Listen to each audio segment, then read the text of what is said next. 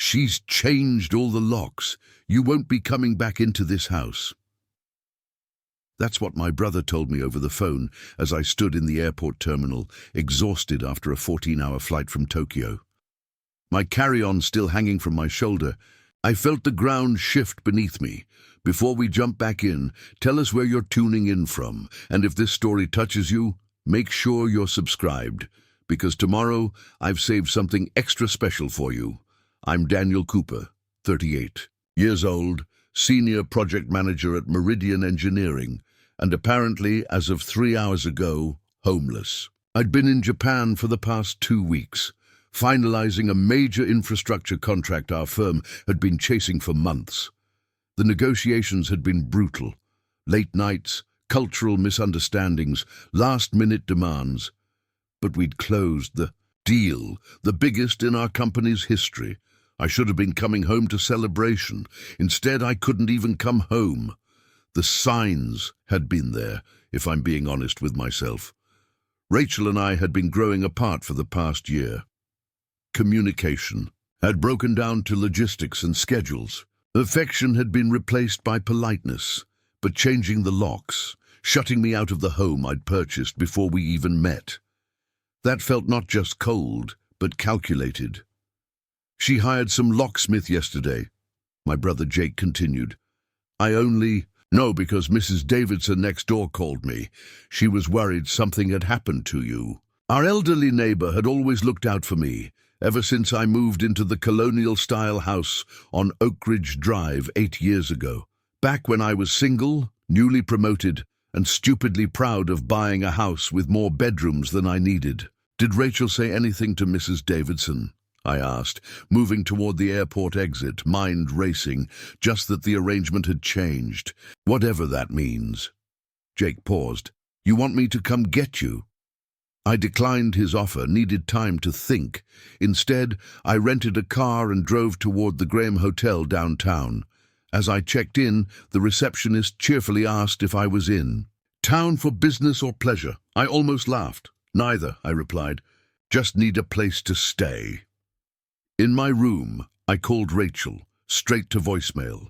I texted. No response. I emailed. Nothing. Whatever was happening, she didn't want to talk about it. I showered, ordered room service, and spread out the documents I'd brought back from Tokyo across the bed. Contracts and agreements suddenly seemed meaningless compared to whatever agreement had broken down in my marriage. My grandfather used to say that a man's home is his sanctuary. He'd built his own house in Connecticut with his bare hands after returning from Korea.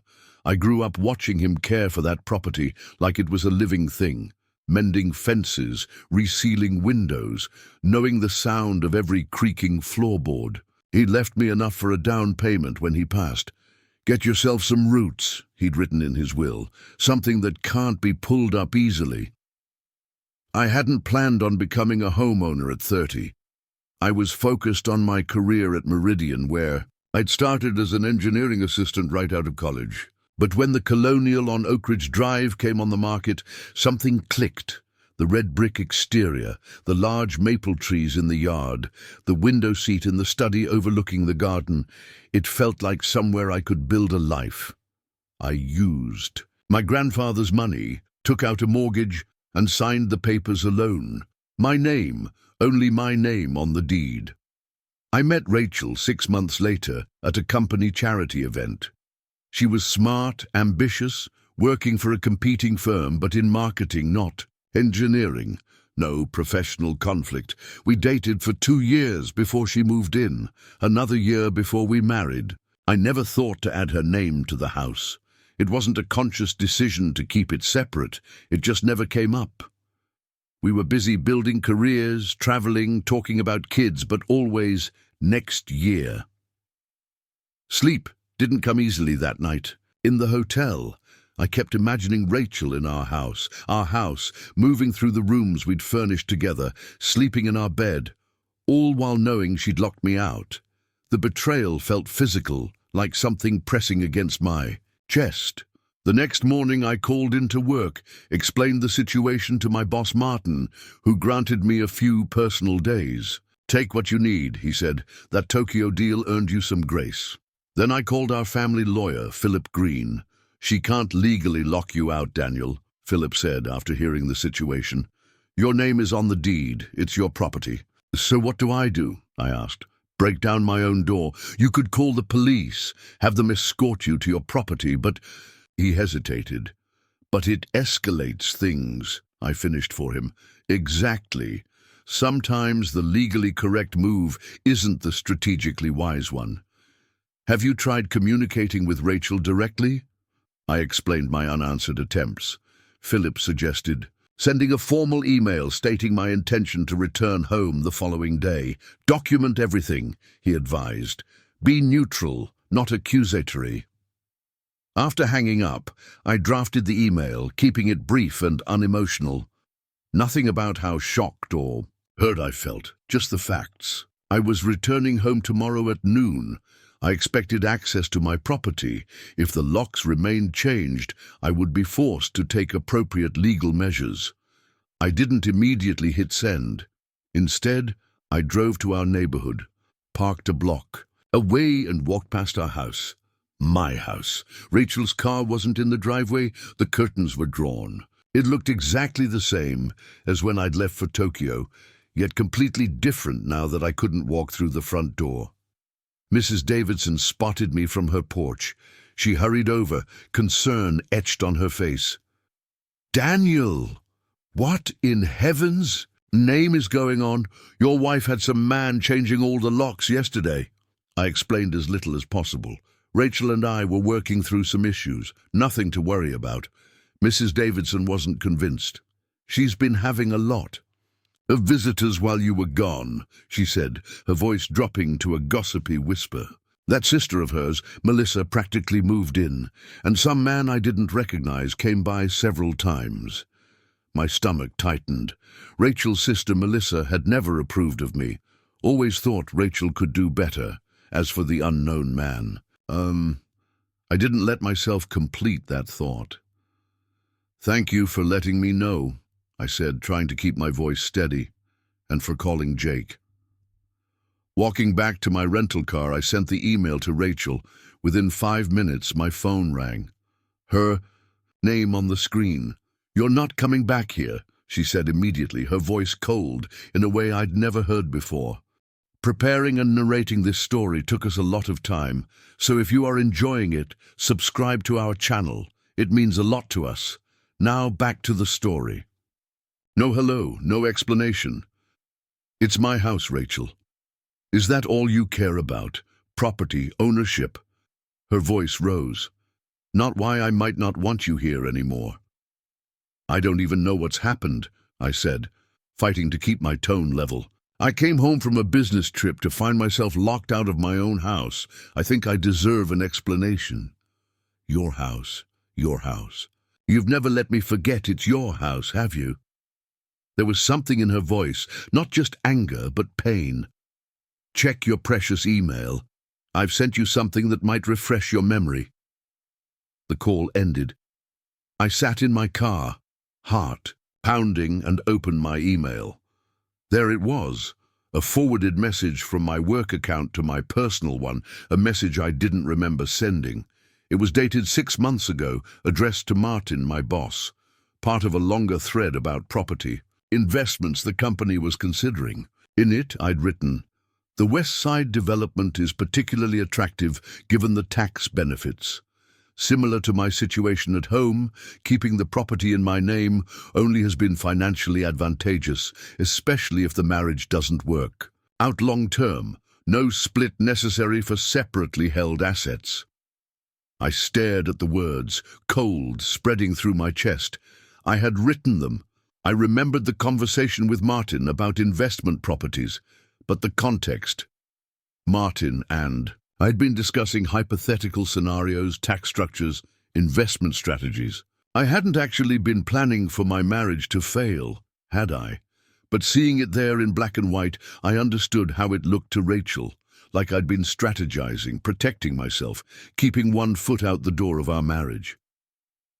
I drove back to the hotel, my mind replaying conversations with Rachel over the past 6 months. Had her behavior changed after this email? Had she found it right away or recently? Why hadn't she confronted me about it? Back in my room, I drafted another email, explained the context of that message, apologized for the callousness of my words, even in what I thought was a private professional exchange. Asked again for us to talk face to face. Her response came quickly. I need time. Don't come to the house tomorrow. I'll contact you when I'm ready to talk. That night, Jake came to my hotel room with beer and takeout. I showed him the email exchange. That's rough, man, he said, passing me a beer, but changing the locks seems extreme. There's got to be more to it. I nodded, thinking of what Mrs. Davidson had said about visitors, about the unknown man. Have you guys been having problems? Jake asked. Before this? I started to say no, then stopped myself. The truth was more complicated. We've been coexisting, both busy with work, talking about starting a family, but never making concrete plans. I took a long drink. I didn't think we were unhappy, just on pause. Jake gave me a look I recognized from childhood, the one that said I was missing something obvious. No one's relationship stays on pause, Dan. It's either growing or dying. The next morning, I tried a different approach. I called Melissa, Rachel's sister. I'm not getting in the middle of this, she said immediately. I just want to understand. What's happening? I said. Rachel won't talk to me. Melissa was quiet for a moment. Did it ever occur to you that she tried talking to you for months and you didn't listen? The accusation stung. What are you talking about? The fertility appointment she went to alone. The anniversary you forgot because of a work trip. The conversation about putting her name on the house that you kept postponing. Melissa's voice was controlled but sharp. My sister spent 3 years trying to build a real partnership with you, Daniel. All she got was a roommate who kept reminding her she was living in his house. The fertility appointments hit me like a physical blow. Rachel had mentioned wanting to see a specialist, but I thought we'd decided to wait until after the Tokyo project. Had she gone anyway, without me? I didn't know, I said, my voice hollow. That's the problem, Melissa replied. You didn't want to know. She hung up. I spent the day in a daze, reviewing my marriage through this new lens. Had I really been so absent, so self-focused? I thought of the house, my grandfather's legacy, my first real achievement. Had I used it as a shield, a way to maintain independence even within marriage? The email from work about keeping the property separate hung in my thoughts. I hadn't consciously been planning for divorce, but somewhere in my mind, had I been keeping an escape hatch open? 3 days after returning from Tokyo, still living out of a suitcase at the Graham, I received a text from Rachel. I'll be out tomorrow from 10 to. You can come get some of your things. It wasn't a conversation, but it was something. I replied with a simple thank you. The next day, I stood on my own doorstep, using the new key Rachel had left under the mat as instructed. The house smelled the same, the faint scent of the lavender candles Rachel loved, the wood polish I used on the banisters. But subtle changes jumped out at me. Rachel's family photos, once mixed with mine on the mantel, now stood alone. My engineering awards, previously displayed in the study, were boxed up on the floor. I moved through the rooms in a strange state of detachment, packing clothes, toiletries, my laptop, important documents. In our bedroom, the room that had been ours, Rachel's presence was everywhere. Her books, her jewelry box, her robe hanging on the bathroom door. My things seemed already diminished, as if the house was expelling them naturally. On the nightstand was a book I didn't recognize. When Partners Become Strangers, Rebuilding After Emotional Abandonment. A receipt inside showed Rachel had purchased it 4 months ago. The master bathroom told another story. The fertility medications in the cabinet, prescription dated during my previous business trip to California. An ovulation tracking chart tucked in the drawer. Evidence of a journey my wife had been taking alone. In the kitchen, I found a legal pad with Rachel's handwriting, a list of talking points, it seemed, for a conversation we'd never had. Requests for D, followed by bullet points. Less work travel, couples therapy, decision about starting family, financial partnership, house. I sat heavily at our kitchen table, the list in my hand, signs and signals that had been all around me that I'd been too busy, too comfortable, or too afraid to see.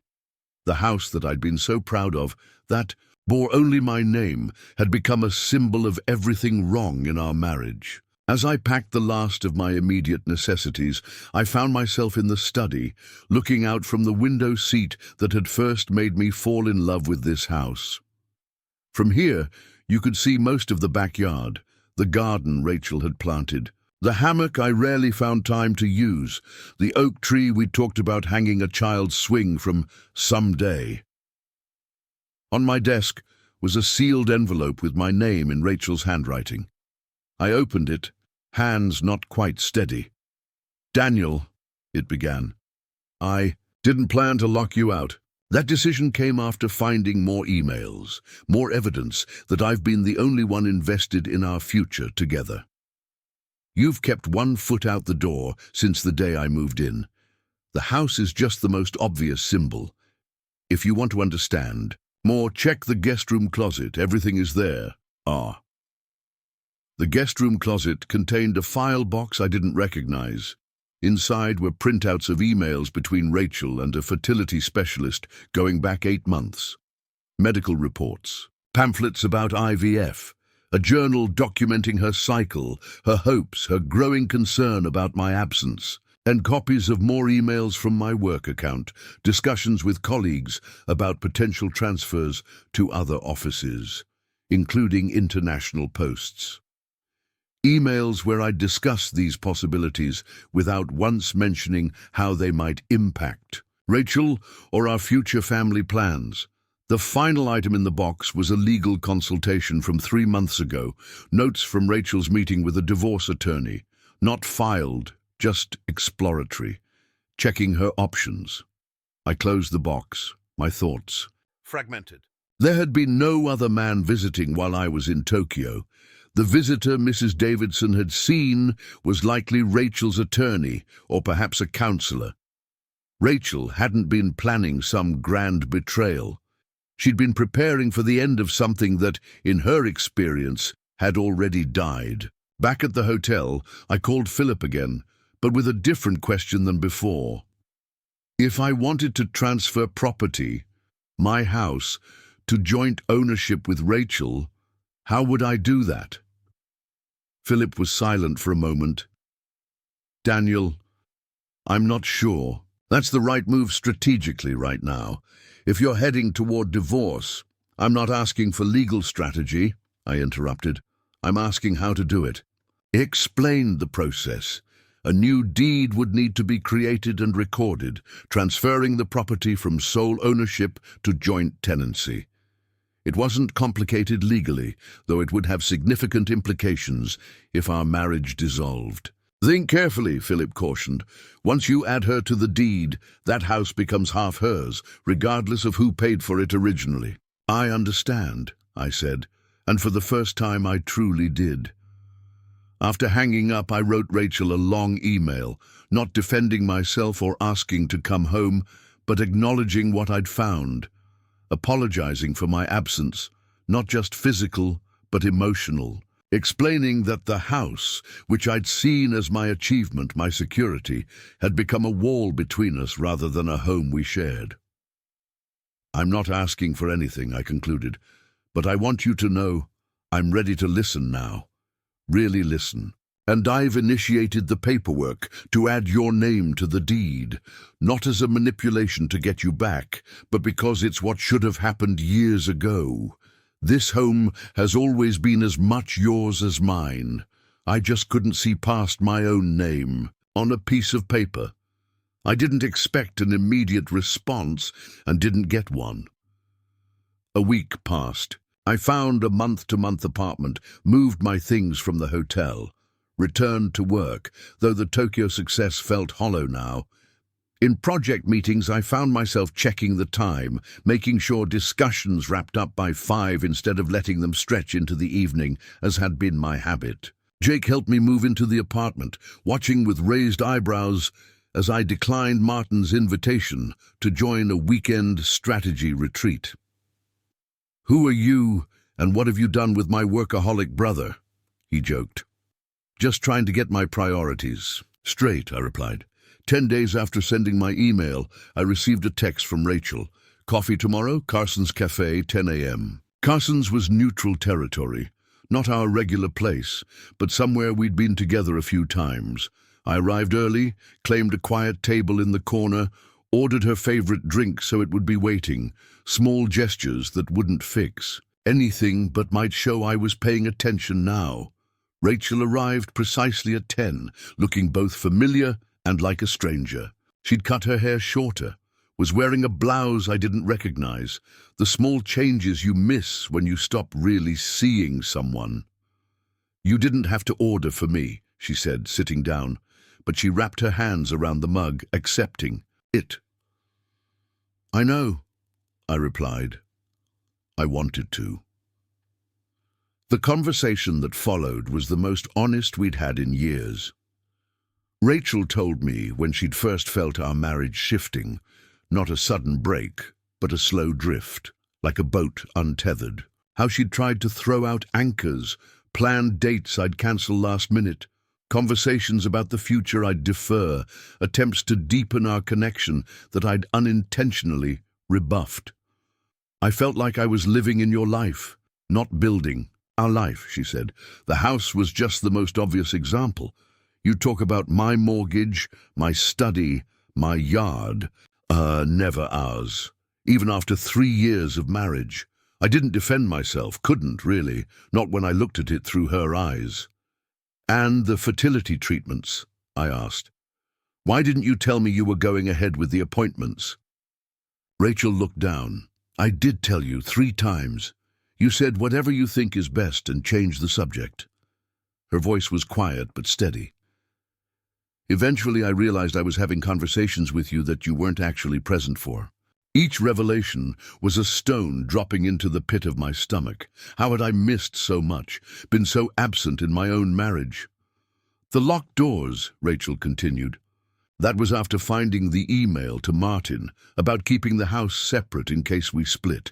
It was like confirmation of everything I'd felt, that you'd never really let me in, not to your house, not to your life, not to your future."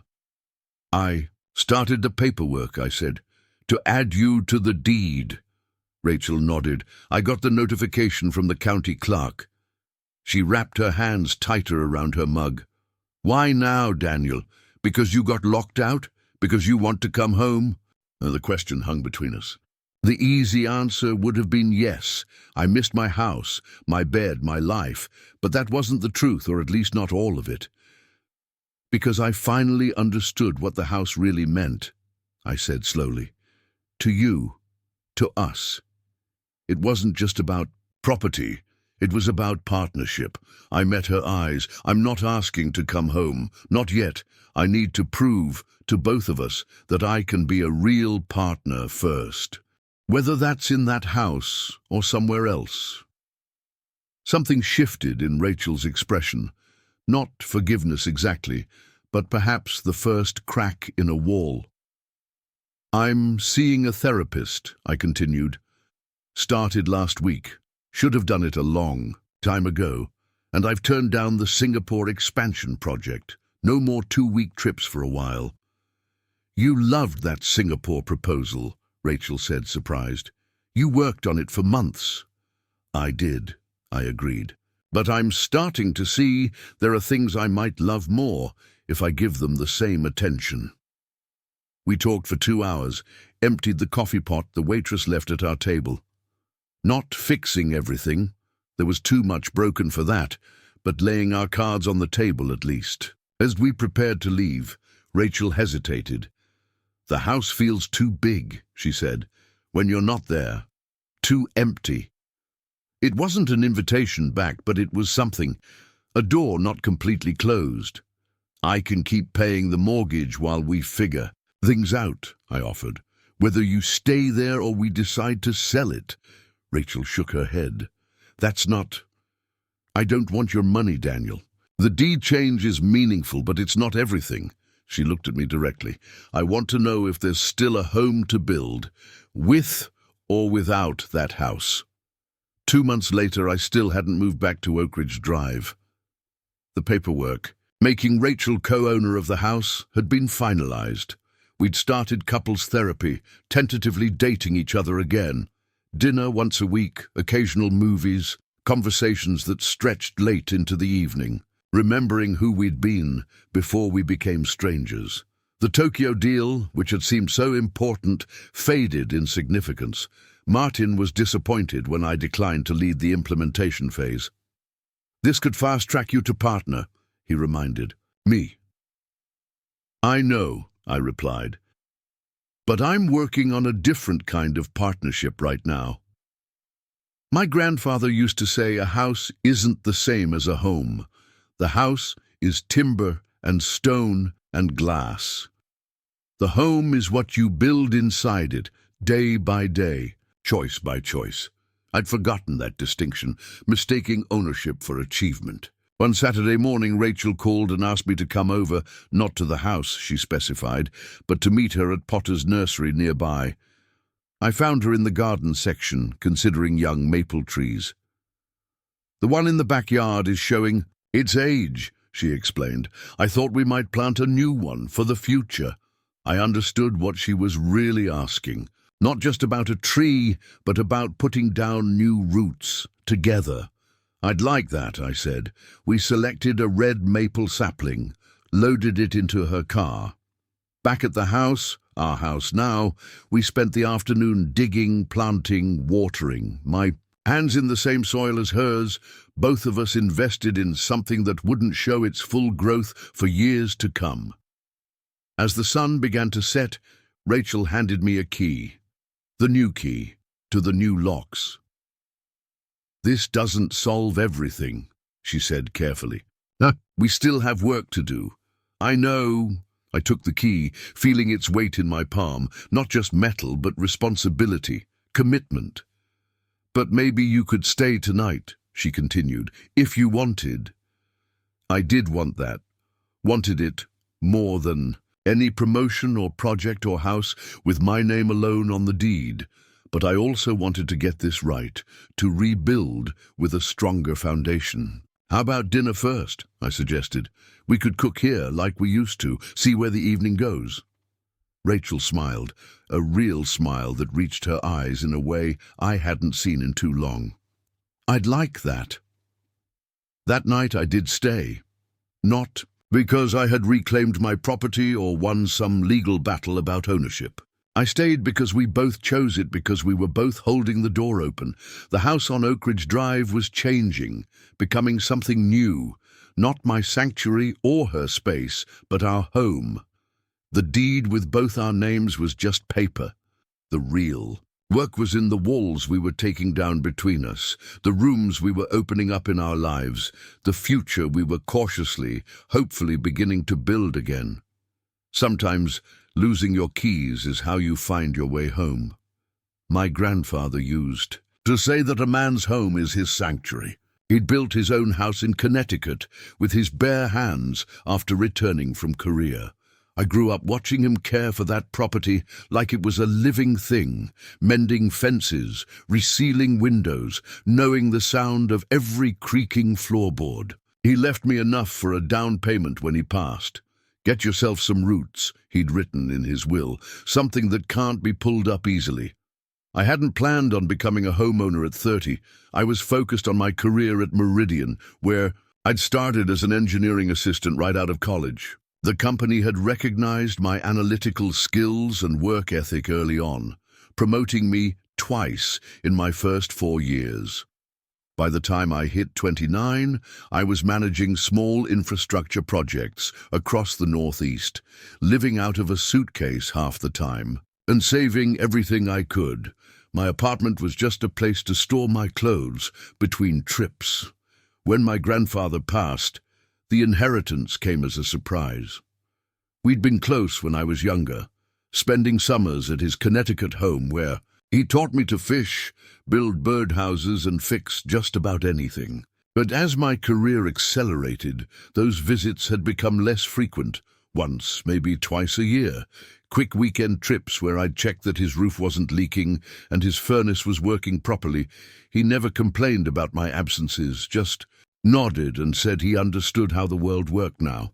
Different from his time. The money came with that note. Get yourself some roots. And it felt like both a gift and a gentle reprimand. So I started looking at properties, more to honor his memory than out of any real desire to settle down. That changed when I walked into the Colonial on Oak Ridge Drive. The real estate agent, Brenda, probably sensed my lack of enthusiasm as she showed me the 5th property that weekend. "This one's special," she promised, as we pulled up to the brick. Colonial with black shutters and a wooden front porch. Built in the 1930s, but completely updated inside. The owner was an architect who respected the bones of the place. I remember stepping inside and feeling something shift. The entryway opened to a living room with built-in bookshelves and a stone fireplace.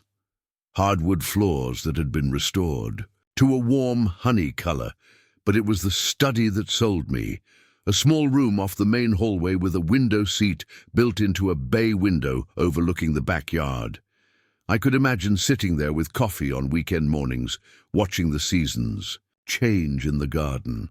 "The yard needs work," Brenda admitted as we toured the back. The owner was more focused on the house itself. But I saw potential in the overgrown flower beds and patchy lawn. Maybe because it reminded me of helping my grandfather resurrect his garden each spring. The property had good bones, as he would have said. It just needed attention. I made an offer that day, used my grandfather's money for the down payment, took out a mortgage with my name alone. At the closing, signing my name on the deed felt monumental, the first truly adult thing I'd done that wasn't related to my career. This wasn't a promotion or a project completed or a client satisfied. This was something that would exist outside of quarterly reviews and performance metrics. Something solid. For the first month, I slept on a mattress on the floor of the master bedroom and ate takeout sitting on the back porch steps. Gradually, I furnished the place, a sectional sofa for the living room, a proper bed frame and dresser, a dining table I rarely used. My mother insisted on helping me choose curtains and kitchenware, laughing at my bachelor basics. "You need more than 2 plates, Daniel. What if you have company?" Company wasn't really on my mind. I was still traveling 4 days most weeks, the house serving as a base I returned to rather than a home I lived in. But when I was there, I started small projects, replanted the flower beds with perennials that would come back year after year, painted the kitchen from beige to a deep blue that reminded me of the Connecticut coastline, built shelves in the garage to organize tools I was slowly accumulating. 6 months into home ownership, I met Rachel at a company charity gala. Meridian had partnered with several other engineering and architecture firms for a fundraiser supporting STEM education in underserved schools. Rachel worked for Westridge Partners, handling their marketing and public relations. She was sitting at my assigned table, laughing with the woman beside her when I arrived. "You must be the empty chair," she said, looking up at me. "We were starting to think you were mythical." I apologized for being late. A client call had run long and introduced myself. "Rachel Wilson," she replied, extending her hand. Her handshake was firm, her smile genuine. Throughout dinner, I found myself drawn into conversation with her. She was smart, quick-witted, passionate about her work, but able to laugh at the corporate politics that dominated our industries. "So you're the project manager for the Hudson Valley renovations," she said, when I mentioned what I was working on. "My firm bid on that marketing contract. We lost to Archer Communications." Archer's proposal was very safe I offered. Diplomatically, Rachel laughed. You mean boring. It's okay, you can say it. We thought so too. Our pitch was more adventurous. I would have voted for adventurous, I said, surprising myself with the admission. After the event, I asked for her number. Our first date was coffee, that stretched into lunch, that stretched into a walk through the city park as the afternoon faded into evening. She was easy to talk to, curious about everything, from my projects to my thoughts on urban planning to my family history. When I mentioned buying the house, she asked to see pictures. I'm renting a shoebox downtown, she explained as I scrolled through photos on my phone. The real estate market terrifies me. Taking on that much debt seems so permanent. It is, I agreed. But there's something satisfying about it too, knowing it's yours. 3 weeks and 4 dates later, I invited her to see the house, in person. I'd spent the entire day before cleaning, suddenly seeing the place through potential guest eyes. The laundry I'd left in the living room, the dishes that had accumulated in the sink, the half-finished projects visible everywhere. By the time Rachel arrived for dinner, the house was spotless, but I was a nervous wreck. This is gorgeous, she said, walking from room to room. You've done all this yourself?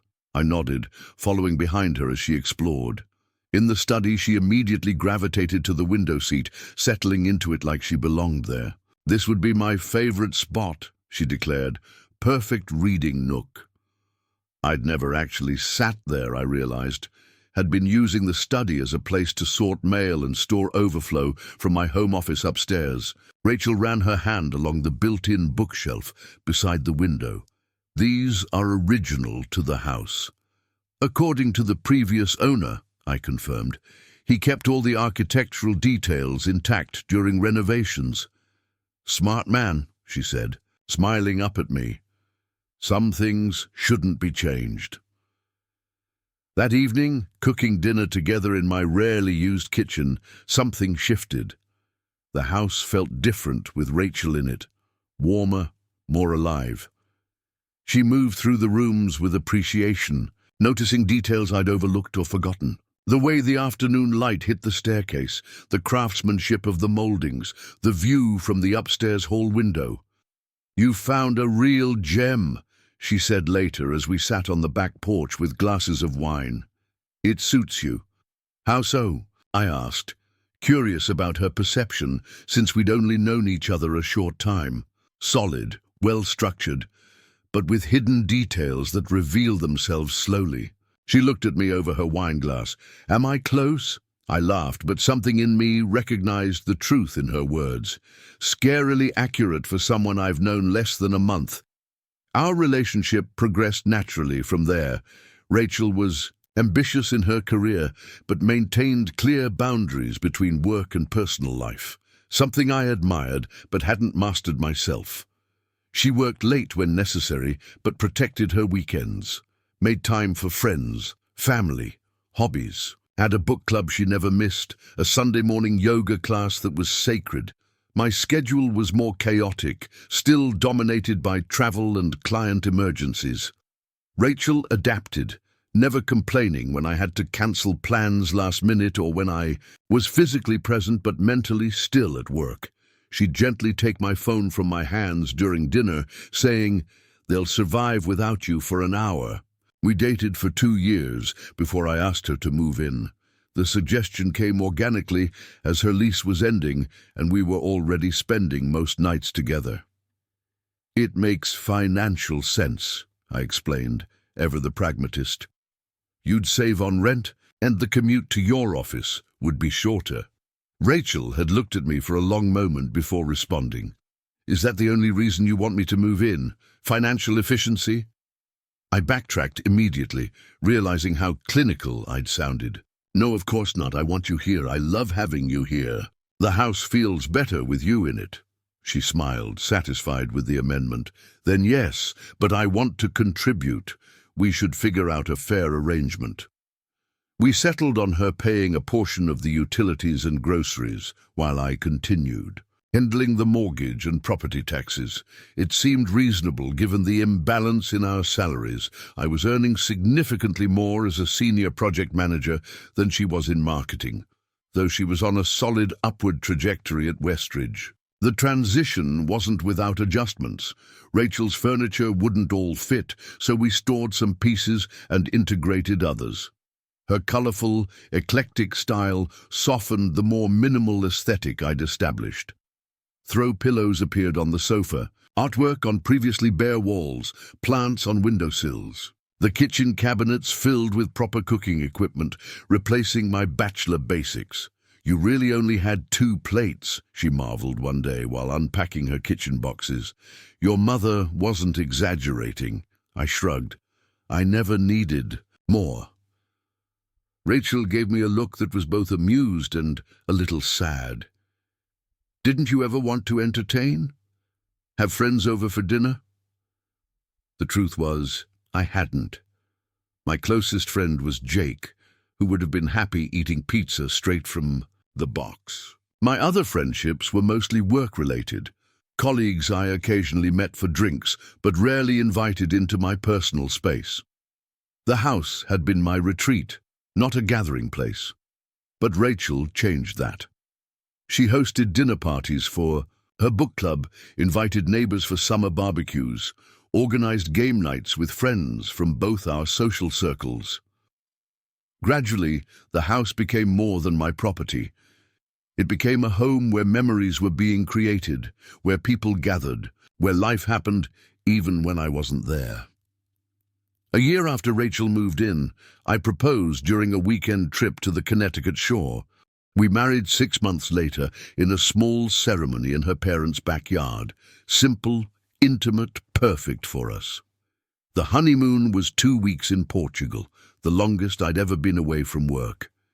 I checked email only once a day, a restraint that both challenged and liberated me.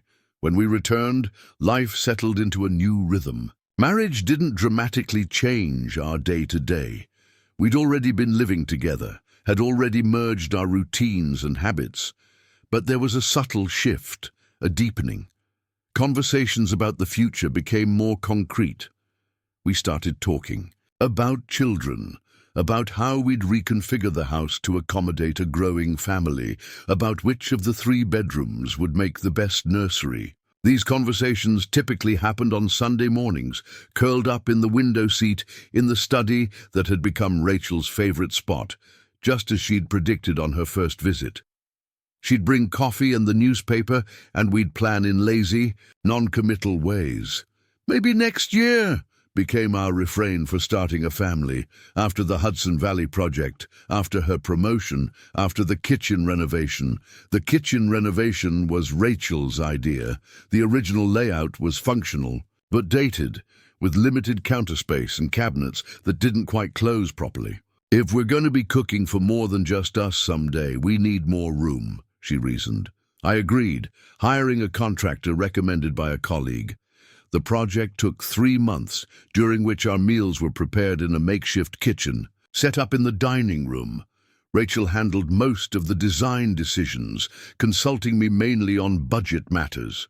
When it was finished, the kitchen had transformed into a bright, open space with white cabinets, a large island, and the deep blue backsplash that echoed the color I'd originally painted the walls. "It's perfect," Rachel declared the night we cooked our first proper meal in the new space, "worth every penny and all the takeout." I had to agree.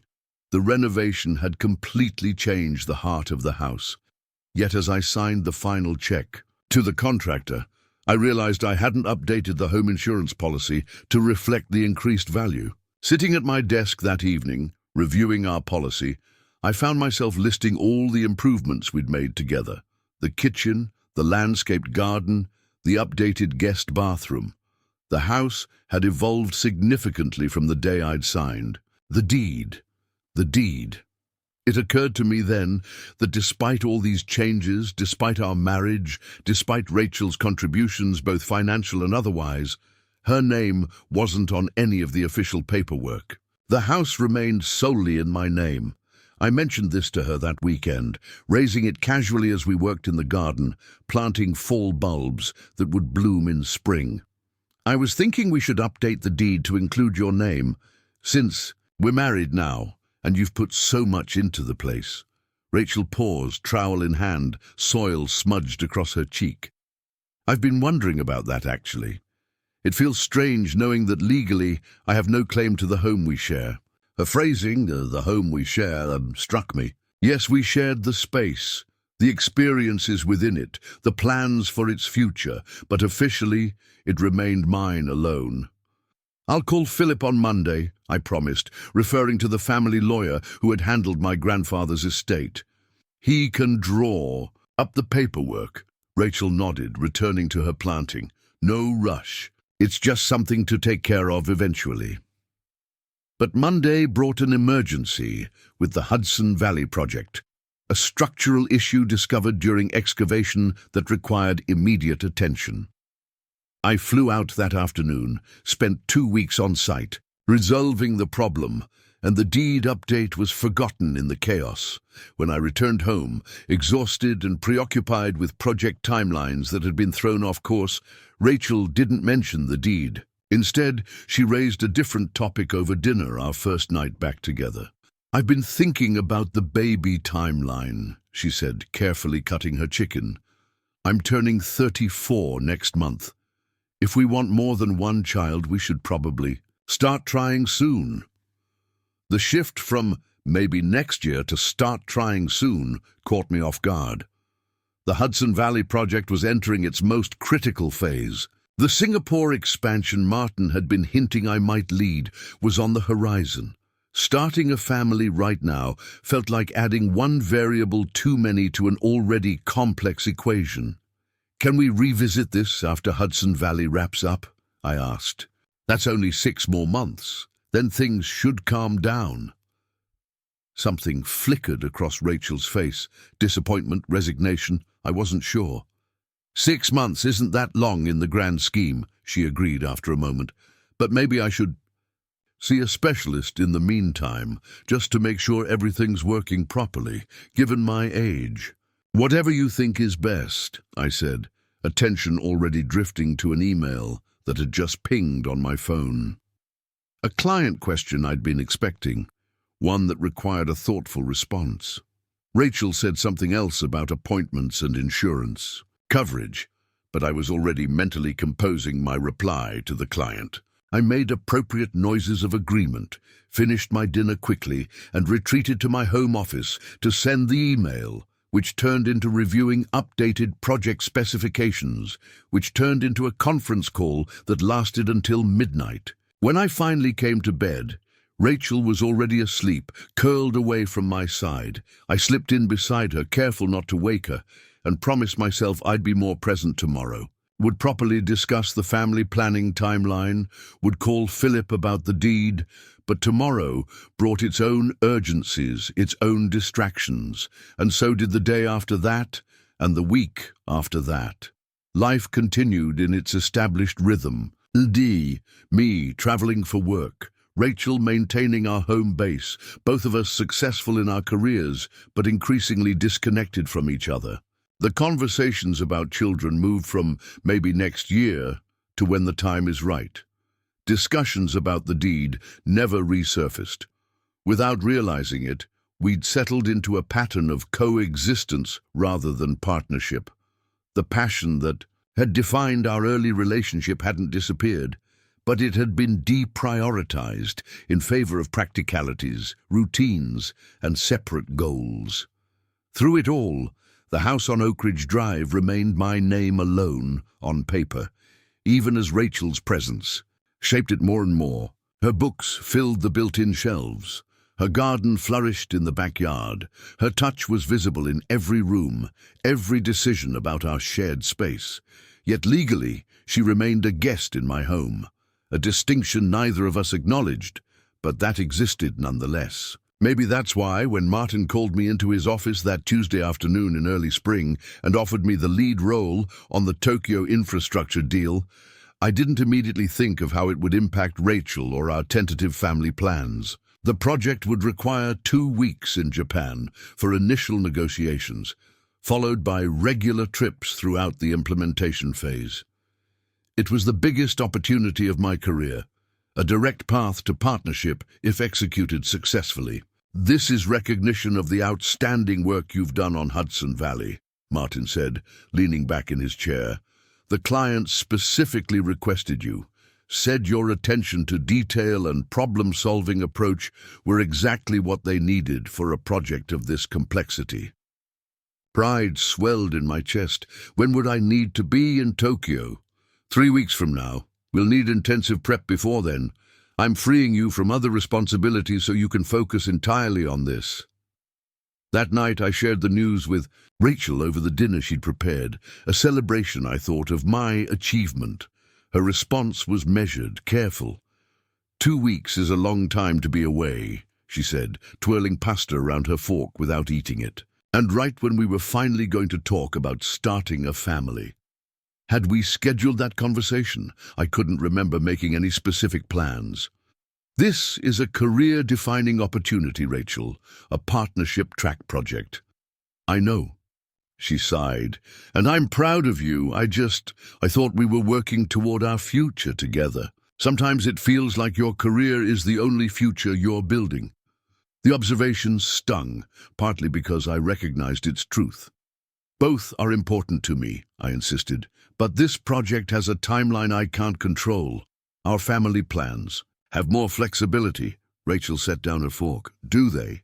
My biology doesn't have unlimited flexibility, Daniel, and I've been waiting for you to be ready for over 2 years now." The conversation deteriorated from there, ending not with resolution, but with an uneasy truce. Rachel acknowledged the importance of the Tokyo project. I promised we'd revisit the family discussion immediately upon my return. We both retreated to our corners. Rachel to her book club that evening, me to the home office to start reviewing preliminary materials for Tokyo. In the weeks that followed, preparations for the project consumed me. Late nights at the office, weekends spent researching Japanese business customs and infrastructure regulations.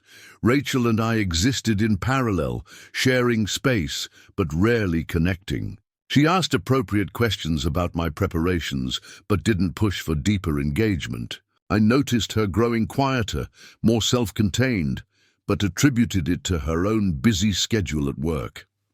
The night before my departure, Rachel organized a special dinner at home. Candles, wine, my favorite meal. An effort at connection I recognized and appreciated, though my mind was already halfway across the Pacific. "I'll miss you," she said as we cleared the plates together. 2 weeks is the longest we've been apart since we got married. "It'll go quickly," I assured her, checking the notification that had just buzzed on my phone. "And we'll video chat every day." Rachel nodded, but something in her expression didn't match her words of understanding.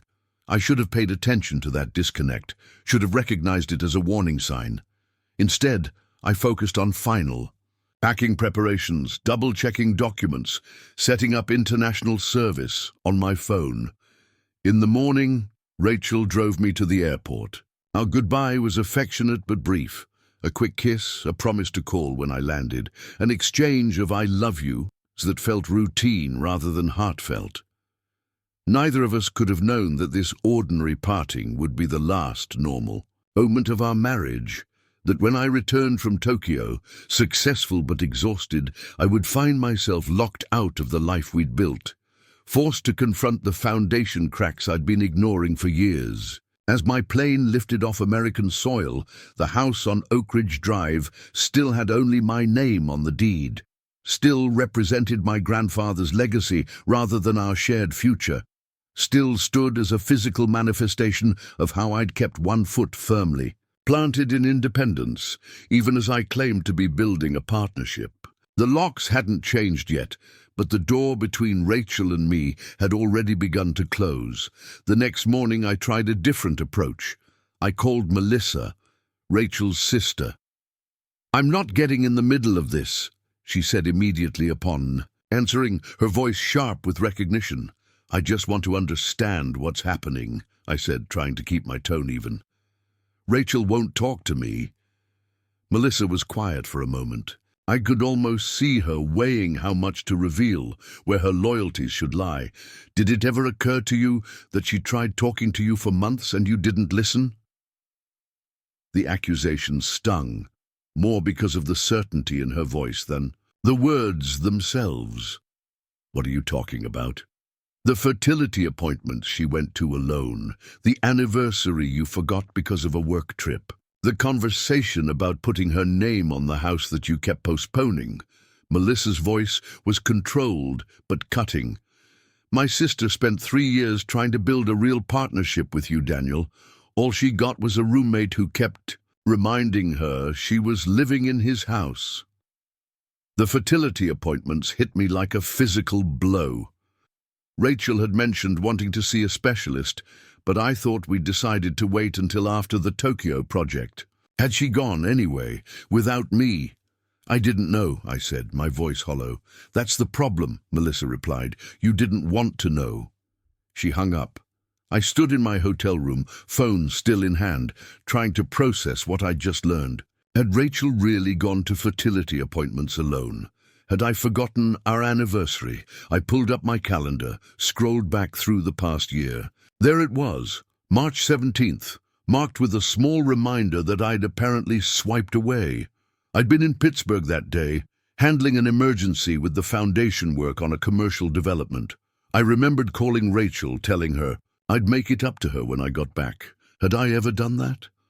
I sank onto the edge of the bed, memories rearranging themselves with this new perspective. Rachel asking about the deed, me promising to call Philip, then the Hudson Valley crisis pulling me away, Rachel mentioning doctor's appointments that I'd absently acknowledged while focused on email, small moments of disappointment in her eyes that I'd attributed to tiredness or work stress. I spent the day in a daze, reviewing my marriage through this new lens. Had I really been so absent, so self-focused?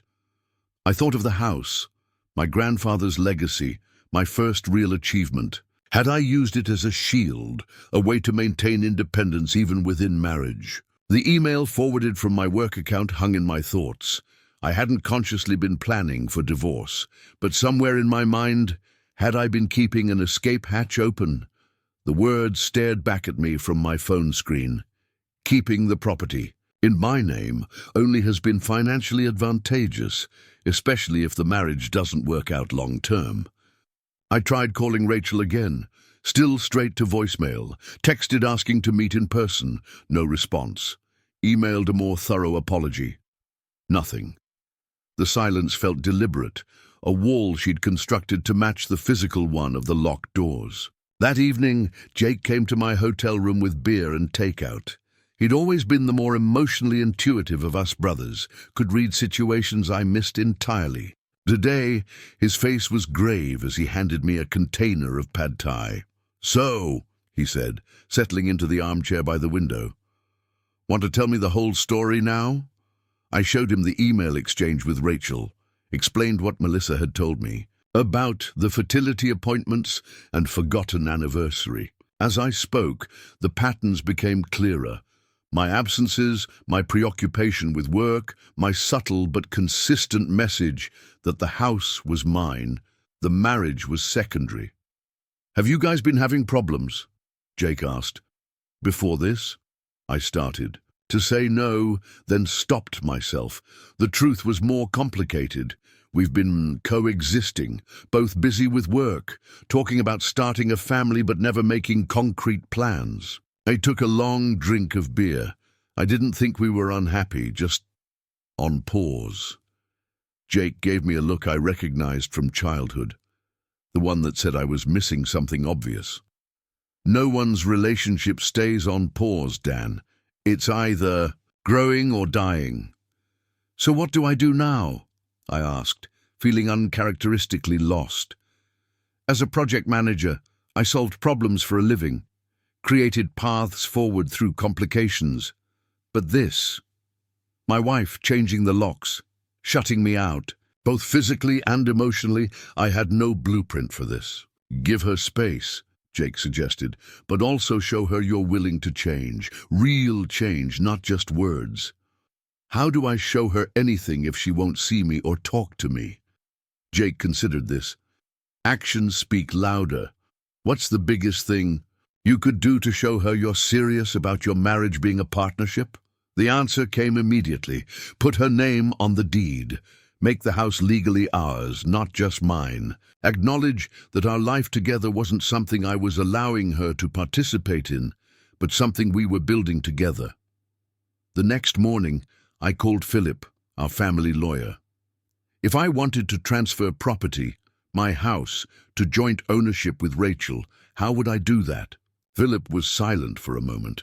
Daniel, I'm not sure that's the right move strategically right now. If you're heading toward divorce, I'm not asking for legal strategy, I interrupted. I'm asking how to do it. He explained the process. A new deed would need to be created and recorded, transferring the property from sole ownership to joint tenancy. It wasn't complicated legally, though it would have significant implications if our marriage dissolved. Think carefully, Philip cautioned. Once you add her to the deed, that house becomes half hers, regardless of who paid for it originally. I understand, I said, and for the first time, I truly did. After hanging up, I called the county clerk's office, confirmed what Philip had told me, and initiated the paperwork. I didn't do it as a manipulation to get Rachel back. I did it because it was right, because it was long overdue, because the house had always been as much hers as mine in every way that mattered. 3 days after returning from Tokyo, still living out of a suitcase at the Graham, I received a text from Rachel. I'll be out tomorrow from 10 to. You can come get some of your things. It wasn't a conversation, but it was something. I replied with a simple, thank you. The next day, I stood on my own doorstep, using the new key Rachel had left under the mat as instructed. The house smelled the same. The faint scent of the lavender candles Rachel loved, the wood polish I used on the banisters. But subtle changes jumped out at me. Rachel's family photos, once mixed with mine on the mantel, now stood alone.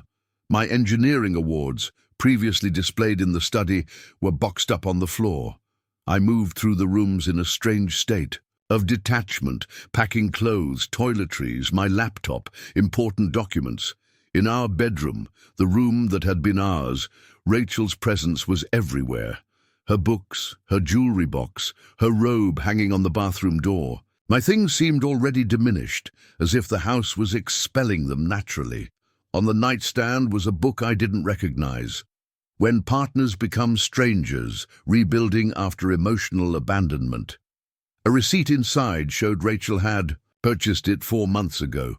The master bathroom told another story, the fertility medications in the cabinet, prescription dated during my previous business trip to California, an ovulation tracking chart tucked in the drawer. Evidence of a journey my wife had been taking alone. In the kitchen, I found a legal pad with Rachel's handwriting, a list of talking points, it seemed, for a conversation we'd never had. Requests for D, followed by bullet points, less work travel, couples therapy, decision about starting family, financial partnership, house. I sat heavily at our kitchen table, the list in my hand, signs and signals that had been all around me that I'd been too busy, too comfortable, or too afraid to see. The house that I'd been so proud of, that bore only my name, had become a symbol of everything wrong in our marriage. As I packed the last of my immediate necessities, I found myself in the study, looking out from the window seat that had first made me fall in love with this house. From here, you could see most of the backyard, the garden Rachel had planted, the hammock I rarely found time to use, the oak tree we'd talked about hanging a child's swing from someday. On my desk was a sealed envelope with my name in Rachel's handwriting. I opened it, hands not quite steady. Daniel, it began. I didn't plan to lock you out. That decision came after finding more emails, more evidence that I've been the only one invested in our future together. You've kept one foot out the door since the day I moved in. The house is just the most obvious symbol. If you want to understand more, check the guest room closet. Everything is there. The guest room closet contained a file box I didn't recognize. Inside were printouts of emails between Rachel and a fertility specialist going back 8 months, medical reports, pamphlets about IVF, a journal documenting her cycle, her hopes, her growing concern about my absence, and copies of more emails. From my work account, discussions with colleagues about potential transfers to other offices, including international posts. Emails where I'd discussed these possibilities without once mentioning how they might impact Rachel or our future. Family plans. The final item in the box was a legal consultation from 3 months ago. Notes from Rachel's meeting with a divorce attorney. Not filed, just exploratory. Checking her options. I closed the box, my thoughts fragmented. There had been no other man visiting while I was in Tokyo. The visitor Mrs. Davidson had seen was likely Rachel's attorney or perhaps a counselor. Rachel hadn't been planning some grand betrayal. She'd been preparing for the end of something that, in her experience, had already died. Back at the hotel, I called Philip again, but with a different question than before. "Is the deed transfer in process?" I asked. "It is," he confirmed. "But Daniel, I still think I want to proceed," I said firmly, "and I have another question. Do you know a good therapist, someone who specializes in marriage counseling?" Philip paused, then gave me 2 names, colleagues his clients had found helpful. I thanked him and hung up, then made another call, to Martin at Meridian. "I need to decline the Singapore expansion project," I said without preamble when he answered, "What?" Martin sounded genuinely shocked. "But you've been working toward this for months. It's the logical next step after Tokyo." "My personal circumstances have changed," I explained. "I need to be here, not traveling for extended periods." "Is everything all right?" Martin asked, his tone shifting from confusion to concern. In the 15 years I'd worked for him, I'd never turned down an opportunity for advancement. "No," I answered honestly, "but I'm hoping it will be." After hanging up, I wrote Rachel a long email, not defending myself or asking to come home, but acknowledging what I'd found, apologizing for my absence, not just physical but emotional, explaining that the house, which I'd seen as my achievement, my security, had become a wall between us rather than a home we shared. "I'm not asking for anything," I concluded, "but I want you to know I'm ready to listen now. Really listen. And I've initiated the paperwork to add your name to the deed, not as a manipulation to get you back, but because it's what should have happened years ago. This home has always been as much yours as mine. I just couldn't see past my own name on a piece of paper." I clicked send, then forced myself not to check email every 5 minutes for a response. Instead, I contacted one of the therapists Philip had recommended, scheduled an appointment for the following week. Then I started looking for a short-term apartment. The hotel was getting expensive, and it felt important to establish some kind of home base, even if temporary. 2 days later, I found a month-to-month furnished rental in a complex across town. Nothing special, beige walls, generic furniture, the kind of place that doesn't invite attachment. But it had a small balcony where I could have my morning. Coffee, a decent kitchen, and most importantly, it wasn't a hotel room. I signed the lease that afternoon and moved in the next day. Jake helped me carry the few boxes of personal items I'd collected from the house. "Cozy," he commented diplomatically, surveying the apartment. "It's temporary," I said, unpacking dishes in the galley kitchen. "Everything's temporary," Jake replied, leaning against the counter. "That's what you're learning, right? Houses, marriages, careers, none of it's permanent unless you actively maintain it." I stopped, a stack of plates in my hands, struck by the simple truth of his words. Nothing was guaranteed. not the partnership track at Meridian, not the house on Oak Ridge Drive, not my marriage to Rachel. All required consistent attention, care, prioritization. "When did you get so wise?" I asked my younger brother. He shrugged. "Watched you make all the mistakes first. Decided to learn from them instead of repeating them." That evening, after Jake left, I sat on the small balcony, with a beer, watching the sunset over an unfamiliar skyline. My phone buzzed with a text from Martin, a question about the Tokyo implementation that technically I no longer needed to answer since I'd declined the Singapore project. In the past, I would have immediately called him back, regardless of the hour. Tonight, I set the phone aside. It could wait until morning. Instead, I thought about Rachel, about what she might be doing in our house. Her house now, practically speaking, since I'd moved out. Was she relieved by my absence? Angry? Still? Sad? The woman I'd married had become a mystery to me, her thoughts and feelings obscured by the fog of my inattention. A week passed with no response to my email. I returned to work, though the Tokyo success felt hollow now. In project meetings, I found myself checking the time, making sure discussions wrapped up by 5 instead of letting them stretch into the evening as had been my habit. Martin noticed the change. "Everything still going on with your personal situation?" he asked after I declined an invitation to join a weekend strategy retreat. "Yes," I replied simply. "I'm trying to create better boundaries." He nodded, though I could see the confusion in his expression. The Daniel Cooper he knew had never prioritized personal time over work opportunities. "The Singapore project is still open if you change your mind," he offered. "We haven't assigned a new lead yet." "I appreciate that," I said, "but my decision stands."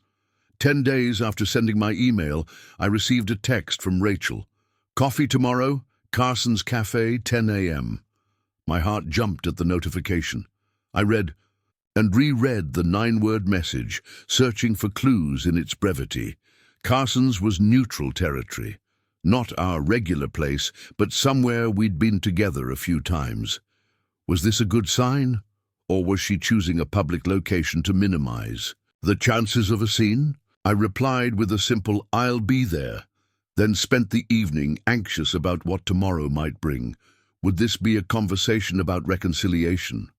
Or would Rachel hand me divorce papers across the table?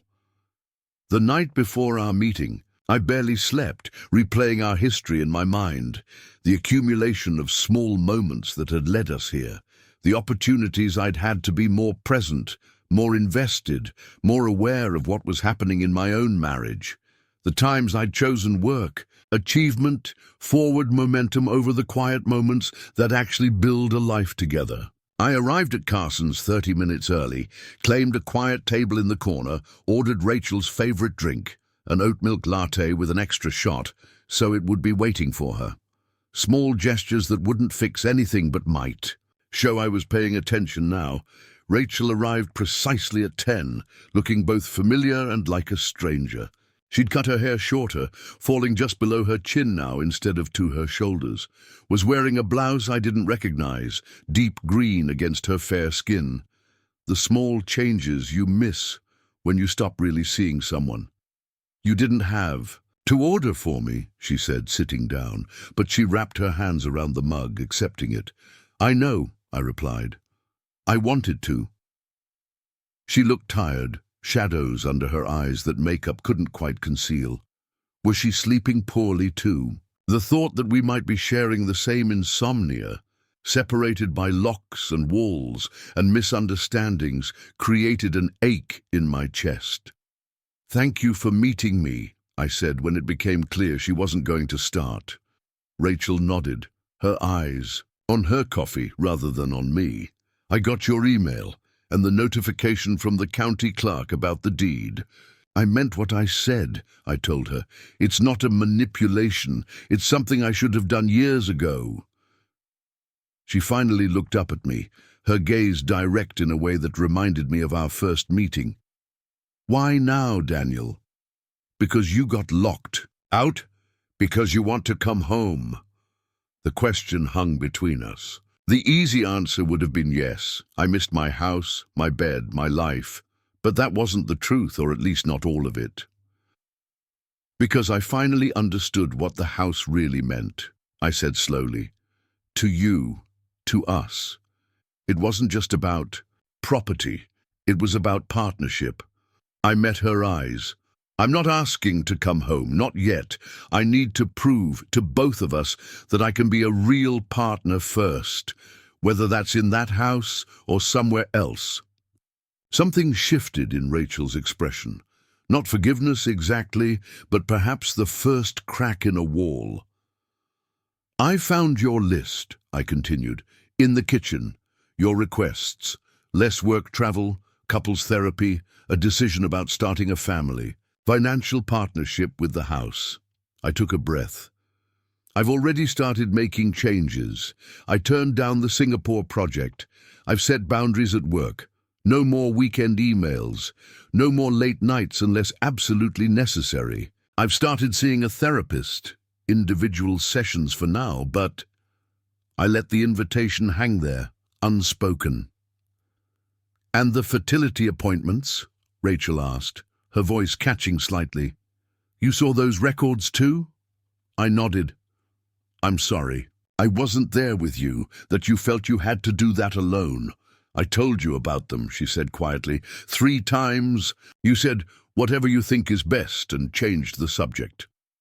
Her eyes held mine, challenging me to deny it. I couldn't. The conversations came back to me now, fragments of exchanges I'd participated in without being present. I was distracted, I admitted, not just in those moments, but in our marriage. I've been absent, even when physically there. Rachel looked down at her coffee again. It's not just about the house, Daniel, or the fertility appointments. It's about the hundreds of small moments where I tried to connect with you and hit a wall, where I'd tell you something important and watch your eyes drift to your phone, where I'd suggest weekend plans, and you'd say, let me check my work schedule, and then never get back to me. Each example was a small knife, precise and sharp. I know, I said, resisting the urge to defend or explain, and I can't undo any of that. I can only try to be different going forward. People don't change overnight, Rachel said, skepticism clear in her voice. No, they don't, I agreed. But they can change direction, start making different choices. I've already begun. We talked for 2 hours, emptied the coffee pot the waitress left at our table, not fixing everything. There was too much broken for that. But laying our cards on the table at least. Rachel shared her perspective on the years of our marriage, the pattern she'd seen forming that I'd been blind to, how she'd slowly come to believe that I saw her as an accessory to my life rather than as an equal partner in a shared one. The emails were just confirmation of what I already felt, she explained, that you were keeping one foot out the door, that the house, the marriage, all of it was yours, that you were allowing me to participate in rather than ours, that we were, and building together. Her words cut deep because they reflected an uncomfortable truth. The house had been my security, my achievement, my claim to adulthood. I'd invited Rachel into it, but had never truly shared ownership, literally or metaphorically. As we prepared to leave, Rachel hesitated. The house feels too big, she said, when you're not there, too empty. It wasn't an invitation back, but it was something, a door not completely closed. I can keep paying the mortgage while we figure things out, I offered. Whether you stay there or we decide to sell it. Rachel shook her head. That's not I don't want your money, Daniel. The deed change is meaningful, but it's not everything. She looked at me directly. I want to know if there's still a home to build, with or without that house. It was the most honest question she'd ever asked me, and for once, I gave it the attention it deserved. Was there still a foundation to rebuild on? Or had my neglect eroded everything beyond repair? I want to try, I said finally, but I need to earn your trust back first, and you need time to decide if that's what you want too. Rachel nodded, the ghost of a sad smile crossing her face. One day at a time, then. We parted with an awkward hug, neither of us sure what the boundaries were anymore. I walked her to her car, watched her drive away toward the house that now legally belonged to both of us, though we weren't currently sharing it. As I turned toward my own vehicle, I realized something had shifted. For the first time since returning from Tokyo to find myself locked out, I wasn't focused on reclaiming my property. Instead, I was thinking about how to rebuild something far more valuable, the trust and partnership I'd taken for granted until it was gone. 2 weeks later, I was settling into a routine in my temporary apartment. The beige walls and generic furniture felt appropriately transitory, a physical reminder that this wasn't home, just a way station on whatever path lay ahead. Each morning, I'd wake early, make coffee on the small kitchen counter, and sit on the balcony watching the city come to life below me. The ritual was deliberately different from my mornings at the house on Oak Ridge Drive, where I'd often been on my laptop before the sun rose, answering emails from overseas clients or preparing for early meetings. Now, I intentionally left my phone charging inside until I'd finished my coffee. Small changes, building towards something larger. During that quiet morning time, I'd think about Rachel, about our conversation at Carson's, about the path forward, if there was one. We'd texted sporadically since then. Nothing deep, just practical matters. She'd let me know when she'd be out so I could pick up more of my things. I'd confirmed that the deed transfer was complete, sent her a copy of the new documentation showing both our names. She'd acknowledged it with a simple thank you. The politeness between us felt both necessary and painful, a stark contrast to the easy intimacy we'd once shared. My therapy sessions had become a weekly anchor. Dr. Levine, a calm, thoughtful woman in her 50s, listened more than she spoke, but her questions cut to the heart of patterns I'd never recognized. Why do you think you've been so resistant to true partnership? She'd asked in our second session. Not just in your marriage, but in your life generally. I'd started to give a pat answer about independence and self-reliance, then stopped. Myself. My father left when I was 12, I said instead, surprising myself with the connection. Just walked out one day. My mother had to scramble, take extra jobs. We nearly lost our house. I hadn't thought about that period in years, had filed it away as resolved history. I promised myself I'd never be in that position, dependent on someone who could disappear. Dr. Levine had nodded, letting the revelation hang in the air between us. And so you built walls, financial ones, emotional ones, kept one foot out the door, as Rachel put it. I thought I was being responsible, I said, securing our future. While preventing a true present, she observed. At work, the changes were more visible. I declined a business trip to Chicago, sending a junior colleague instead, wrapped up meetings that threatened to run past 6, turned off email notifications on weekends. Martin had watched these shifts with poorly disguised bewilderment, finally cornering me after a project review. "Is everything all right with you, Daniel?" he asked, concern evident in his furrowed brow. "These boundaries you're setting, it's not like you." "That's kind of the point," I replied, gathering my notes from the conference table. "It hasn't been working for me, or for my marriage. I'm trying something different." Martin's expression softened from confusion to understanding. "Ah, the personal situation you mentioned. Marriage troubles?" I nodded, not elaborating. Martin was my boss, not my confidant, though the lines had blurred over the years of late nights and shared project pressures. "Just trying to get my priorities straight." He clapped a hand on my shoulder. "For what it's worth, I respect that. Took me 2 divorces to learn what you're figuring out now." He glanced at his watch. Nearly 7.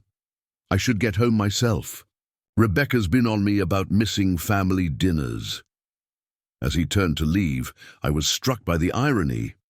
How many times had Martin's devotion to Meridian been my model, his work ethic the standard I measured myself against? How many times had I heard him mention Rebecca's complaints as an aside while we worked late, both of us tacitly agreeing that the wives would understand, that the work was what mattered most. Now here he was, taking a lesson from my belated awakening. That evening, alone in my temporary apartment, I found myself scrolling through photos on my phone. Rachel and me in Portugal on our honeymoon, her smile wide as she held up a glass of port in a vineyard. Both of us bundled in winter. Coats in front of the Christmas tree at her parents' home in Minnesota. Rachel in the garden behind our house, dirt on her cheek, proudly displaying the season's first tomatoes. Images of a life I'd been present for physically, but often absent from emotionally. My mind frequently elsewhere, even in these captured moments of togetherness. I paused on a photo I'd forgotten taking. Rachel asleep in the window seat in the study, a book fallen open on her lap, afternoon light creating a halo around her auburn hair. I remembered now. It had been a Sunday, rare downtime for both of us. She'd been reading while I caught up on some work emails, had dozed off in the warm patch of sunlight. I'd looked up from my laptop, struck by the peaceful beauty of the moment, and quietly taken the picture, then immediately returned to my emails. How many such moments had I failed to truly inhabit? How many opportunities for connection had I missed while physically present but mentally elsewhere? My phone buzzed with a text, startling me out of my reverie. Rachel's name on the screen made my heart jump. Would you be free for dinner on Thursday, 7 p.m. at the house? There are some things we should discuss in person. I read the message twice, trying to decipher its tone, its implications. Dinner at the house, our house, was significant. But things we should discuss could mean anything from reconciliation to divorce papers. I typed and deleted several responses before settling on a simple, "I'll be there." "Can I bring anything?" Her reply came quickly, "Just yourself." Thursday suddenly seemed very far away and uncomfortably close all at once. I spent the intervening days in a state of nervous anticipation, discussing the upcoming dinner with Dr. Levine during our session, trying to prepare for any possible outcome. "What are you hoping for?" she asked. "A chance," I replied without hesitation, "not to go back to how things were, to build something better." Dr. Levine nodded. "And what are you afraid of?" I considered this longer, that I've realized everything too late, that the damage is irreparable. "Both are possible," she acknowledged. "The question is whether you can enter this conversation open to either outcome." Thursday evening, I arrived at the house on Oak Ridge Drive precisely at 7, a strange feeling washing over me as I walked up the familiar path to the front door. Should I knock? Use my key? I opted for knocking, respecting that this was now as much Rachel's space as mine, and that she had invited me into it. She opened the door, wearing a simple blue dress I'd always loved on her, her hair down around her shoulders, the way she wore it on special occasions. The sight of her framed in the doorway of our home made my throat tighten. "Come in," she said, stepping back to allow me entry. The house smelled of roasting chicken and herbs, Rachel's signature dish that she'd perfected over years of Sunday dinners. I followed her to the kitchen, noting small changes in the space. New throw pillows on the sofa, a different arrangement of photos on the hall table, a painting I didn't recognize in the dining room. She'd been reshaping the house in my absence, making it more fully her own. "Can I help with anything?" I asked, hovering at the kitchen island. Rachel gestured to a bottle of wine open on the counter. "You could pour while I finish the salad." We moved around each other with the careful choreography of people who know each other's patterns intimately, but are no longer sure of their place in the dance. I poured 2 glasses of the Cabernet we'd discovered together on a weekend trip to a Virginia winery years ago. She'd remembered that detail, had chosen this bottle deliberately, another sign I couldn't quite interpret. Dinner was served at the kitchen table rather than in the formal dining room, a choice that felt significant. This was where we'd eaten everyday meals together, quick breakfasts before work, casual dinners while discussing our days. The dining room had been reserved for entertaining, for special occasions. "This is delicious," I said, after taking my first bite of the perfectly roasted chicken. "I've missed your cooking." Rachel gave a small smile. "I've actually been taking a cooking class, Tuesday evenings at that culinary school downtown, something I've wanted to do for years." "That's great," I said, genuinely pleased to hear she was pursuing something for herself. "You always said you wanted to learn more techniques." She nodded. "There's been time to do things I'd put off. Silver linings, I suppose." We ate in silence for a few minutes, the weight of unspoken questions filling the space between us. Finally, Rachel set down her fork and met my eyes. "I asked you here tonight because I've been doing a lot of thinking," she began. "About us, about what happened, about what might come next." I nodded, not trusting myself to speak, afraid of saying the wrong thing and breaking whatever delicate opening this was. "The deed transfer meant a lot to me," she continued. "Not just the legal aspect, but what it represented. That you understood finally what I'd been trying to tell you for years." "I should have done it long ago," I acknowledged. "Yes, you should have," Rachel agreed, no anger in her voice, just stating a fact. But the larger issue was never really about the house itself. It was about feeling like an equal partner in our life together. "I know that now," I said quietly. I was protecting myself without realizing I was shutting you out in the process. Rachel took a sip of her wine, considering me over the rim of the glass. "Dr. Cooper mentioned something similar." "Dr. Cooper?" I echoed, confused. "My therapist," Rachel clarified. "I've been seeing her since before you left for Tokyo. She's helped me understand some of my own patterns, too. How I kept hoping you'd change without directly confronting you. How I built up resentment instead of being clearer about what I needed." The revelation that Rachel had been in therapy too shifted something in my perception.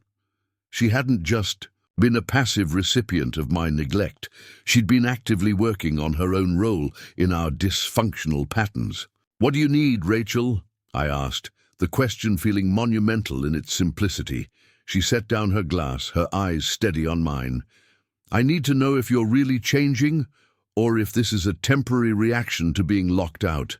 I need to know if you're capable of being a true partner, emotionally, not just financially or legally. I need to know if you actually want children with me, or if that was just another thing you were putting off indefinitely." Each need hit like a wave, direct and powerful. I took a moment to absorb them, to consider my honest answers rather than saying what I thought she wanted to hear. "The changes are real," I said finally. "Being locked out was a wake-up call, yes, but what I've realized goes deeper than just wanting to come home. I've been hiding from intimacy, from vulnerability, from the messiness of true partnership, using work as a shield, using the house as a symbol of independence." I took a breath. "Is for children. I do want them with you." I think I was afraid, not of fatherhood itself, but of the permanence it represents. Once we had a child, there would be no maintaining the fiction that I could walk away unscathed if things didn't work out. Rachel's expression softened, slightly. "At least you're being honest now." "I'm trying to be," I said. "With you, with myself. It's uncomfortable, seeing the patterns I've created, the walls I've built, but necessary." She nodded, then rose to clear our plates.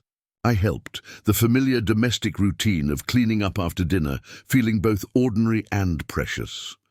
As I loaded dishes into the dishwasher, Rachel leaned against the counter, arms crossed. "I've missed you," she admitted. "Not the distracted. You who was physically here but mentally at work. The real you. The one who used to look at me like I was the most interesting person in the room. who would actually listen when I talked about my day. "I've missed you too," I said, closing the dishwasher, "more than I can express." "So where do we go from here?" Rachel asked, the question hanging between us. I considered my response carefully. "I'd like to come home," I said, "but only if that's what you want too. And not to return to how things were, but to build something better, more equal, more present, more honest." Rachel didn't immediately respond, and I forced myself not to fill the silence with more words, more promises. After what felt like an eternity, she pushed away from the counter and took a step toward me. "I'm not ready for you to move back in," she said, and I felt my heart sink. "But," she continued, "I am ready to try again, slowly, with boundaries and expectations we both understand." "What does that look like?" I asked, hope cautiously unfurling in my chest. "Dates," Rachel said simply. "We start dating again. Weekly dinners, movies, conversations that aren't about logistics or schedules. We see each other with fresh eyes." "I'd like that," I said, relief washing over me. It wasn't everything, wasn't an immediate return to our married life, but it was a beginning, a chance. "And couples therapy," Rachel added, "in addition to our individual sessions. Dr. Cooper has recommended someone." "Absolutely," I agreed, "whatever it takes." Rachel smiled then, the first genuine smile I'd seen from her since before Tokyo. "Okay then." We ended the evening with a tentative hug at the front door, an embrace that acknowledged both the distance between us and the hope of closing it. I didn't push for more, didn't ask to stay, respected the boundaries she'd established. Friday. "Night?" I suggested. "Dinner at that new place on Elm Street you mentioned wanting to try?" Rachel nodded. 7 o'clock. I'll meet you there." As I walked to my car, I glanced back at the house. Our house now, legally, if not yet practically. Rachel stood in the doorway watching me go. I raised a hand in farewell, and she returned the gesture before closing the door. The drive back to my temporary apartment was filled with cautious optimism. Not the naive hope of someone expecting an easy resolution, but the tempered expectation of a person who understood that rebuilding required time, patience, and consistent effort. There would be setbacks, difficult conversations, moments of doubt. But for the first time since returning from Tokyo to find myself locked out, I believed there was a path forward. Not around the difficult truths we'd uncovered, but through them. Over the following weeks, Rachel and I carefully reconstructed our connection through intentional time together. Friday night dinners became a ritual, sometimes at restaurants, occasionally at the house when Rachel felt comfortable with the increased intimacy of home. We saw films, attended a concert, walked through the botanical gardens on a crisp fall afternoon. Ordinary activities made extraordinary by our mutual commitment to being fully present, to seeing each other anew. Our first couples therapy session with Dr. Whitman was uncomfortable but necessary. Sitting side by side on a neutral couch, we took turns articulating our perceptions of what had gone wrong, our hopes for repair, our fears about the future. Rachel spoke of feeling unseen, unheard, unvalued, despite her contributions to our shared life. I acknowledged my pattern of emotional absence, my use of work as an escape from deeper connection, my fear of true vulnerability. "What I hear from both of you," Dr. Whitman observed, "is a deep desire for real partnership, but different understandings of what that looks like and how to achieve it." We nodded, the simple framing cutting through months of miscommunication and hurt. "The good news," she continued, "is that you're both here. You're both willing to do the work. That's more than many couples manage." We left that first session emotionally drained but holding hands, a physical connection that symbolized our commitment to moving forward together. At work, my revised boundaries held firm despite occasional pressure. When Martin approached me about leading a major proposal that would require extensive travel and weekend work, I declined without hesitation. "There's a time in my career when I would have jumped at this," I explained, "but right now my priority is rebuilding my marriage." Martin studied me for a moment, then nodded. "I respect that. Though I admit, sometimes I miss the old Daniel, who would work through the night to close a deal. He was effective," I acknowledged, "but he was missing what actually matters." The altered dynamics with Rachel gradually extended beyond our scheduled dates. She began texting me during the day, small updates about her work, a funny observation, a photo of flowers blooming in the garden behind the house. I responded in kind, creating threads of connection that wove through our separate daily lives. These casual exchanges, which had once seemed insignificant compared to the important communications of my work, now felt vital and nourishing. 1 month into our cautious reconciliation, Rachel invited me to Sunday brunch at the house. It was raining, a gentle autumn shower that misted the windows and turned the maple trees in the yard vibrant against the grey sky. I arrived to find Rachel in the kitchen, hair piled messily on top of her head, wearing pajama pants and one of my old sweatshirts she'd kept. "I hope this is okay," she said, gesturing to her casual attire. "I wasn't in the mood to get dressed up." "It's perfect," I replied, meaning it. This unguarded version of Rachel, comfortable and at home, represented a level of trust I'd been missing. We made breakfast together, Rachel handling the French toast, while I prepared a fruit salad and brewed coffee. The domesticity felt both familiar and new, colored by our increased awareness of each other, our determination not to take these ordinary moments for granted. After eating, we settled in the living room with second cups of coffee. Rachel curled into one corner of the sofa, while I took the armchair across from her. Rain tapped against the windows, creating a cozy backdrop to our conversation. "I have something to tell you," Rachel said, cradling her mug between her hands. "I've been offered a promotion at Westridge, Senior Director of Marketing." "Rachel, that's fantastic," I said, genuinely delighted for her. "You've been working toward that for years." She nodded, a small smile playing at her lips. "It would mean more responsibility, more hours, at least initially while I get my footing." "You'll be brilliant at it," I assured her, "and I'll support you however I can." Rachel studied me.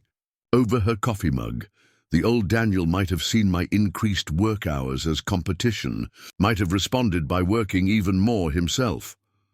The observation was accurate, and we both knew it. "The new Daniel is trying to understand what partnership actually means," I said. "Your success is our success, and we figure out the balance together." Something shifted in Rachel's expression, a softening, a recognition. "You really are changing, aren't you?" "Trying to," I acknowledged. "Every day, sometimes succeeding, sometimes falling back into old patterns, but always trying." She was quiet for a moment, seemingly making a decision. Then she unfolded herself from the corner of the sofa and patted the space beside her. "Sit with me?"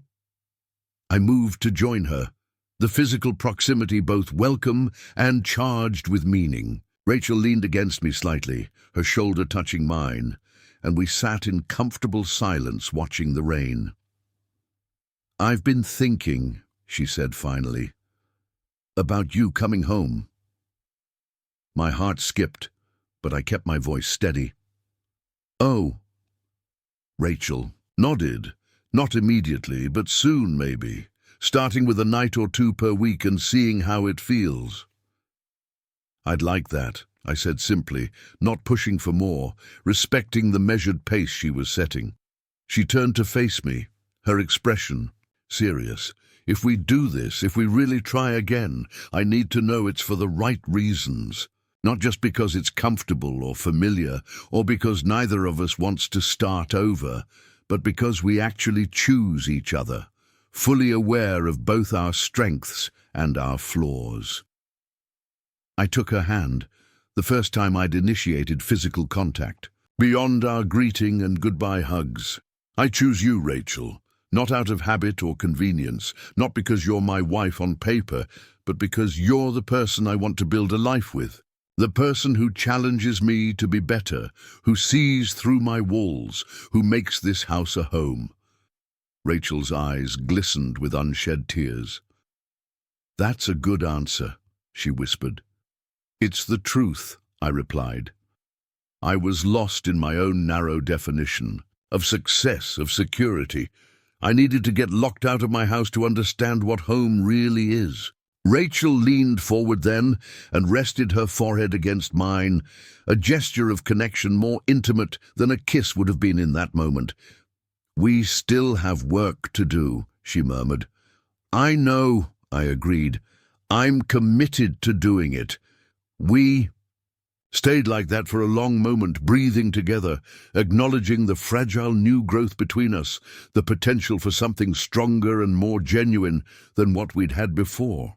The rain continued outside, washing the world clean, creating the perfect excuse to spend the day indoors together, reading, talking, simply being present in the same space without agenda or distraction. By evening, when I reluctantly prepared to leave, something had shifted between us. The careful distance we'd maintained was giving way to a new intimacy, one built on shared understanding rather than assumptions and expectations. At the door, Rachel kissed me goodbye, a brief, sweet contact that carried the promise of more to come. Thursday night, she suggested, you could bring an overnight bag, stay for breakfast Friday.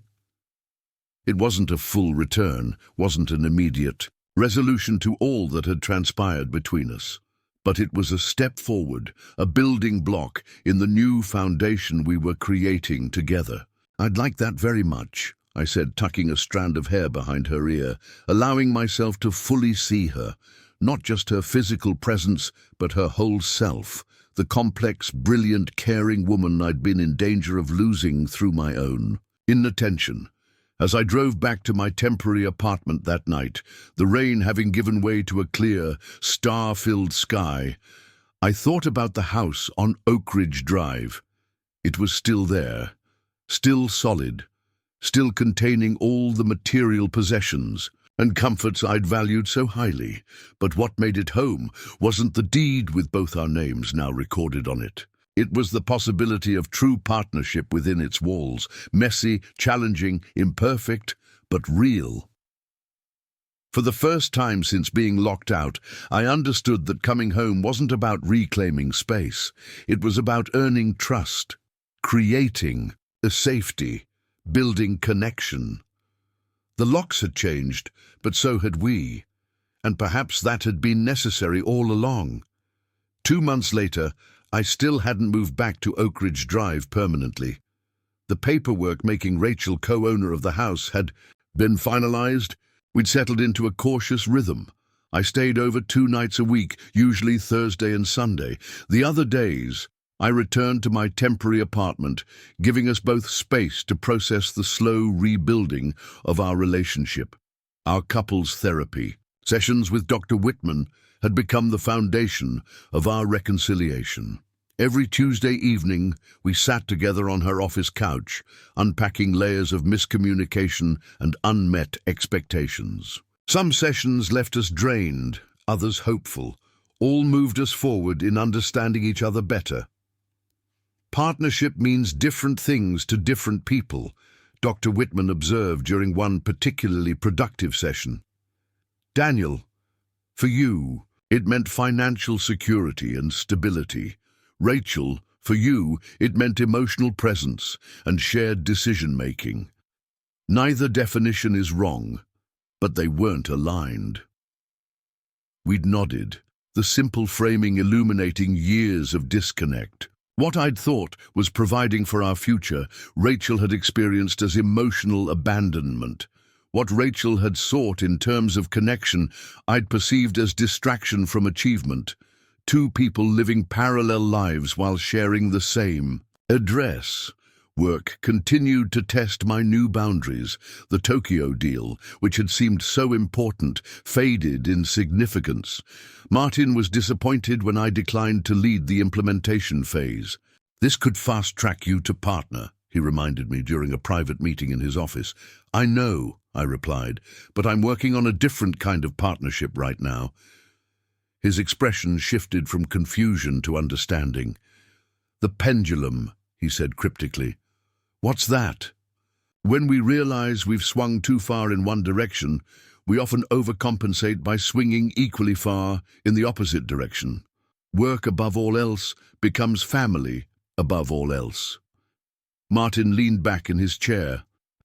"The trick is finding the middle, meaningful work and meaningful relationships, neither sacrificed for the other."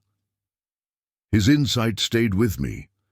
I wasn't looking to abandon my career or the satisfaction I found in complex projects successfully completed. I was seeking balance, presence at home that wasn't compromised by mental absence, achievement at work that didn't require sacrificing connection. That weekend, Rachel and I tackled a project we'd been discussing for years but never prioritized. Renovating the guest bedroom into a proper home office we could both use. The symbolism wasn't lost on either of us. We were creating a shared space for work, acknowledging that both our careers mattered, both deserved room in our home. "What about this desk?" Rachel asked, showing me an image on her tablet of a large, walnut workspace with two distinct areas. "It's designed for two people to work side by side." "It's perfect," I agreed, seeing beyond the furniture to what it represented, parallel journeys connected at the center. We spent Saturday painting the walls a soft grey-blue that Rachel had chosen, Sunday assembling furniture and arranging the space, working together physically, passing tools, holding pieces in place for each other, stepping back to evaluate our progress, felt like a metaphor for the relationship we were reconstructing. Collaborative, communicative, each contributing our strengths. That evening, with the office nearly complete, we sat on the floor surrounded by empty boxes and packaging materials, sharing a pizza and wine in plastic cups. "It looks good," I said, surveying our work. "Better than I imagined." Rachel nodded, leaning slightly against my shoulder. "We make a decent team when we're both fully present."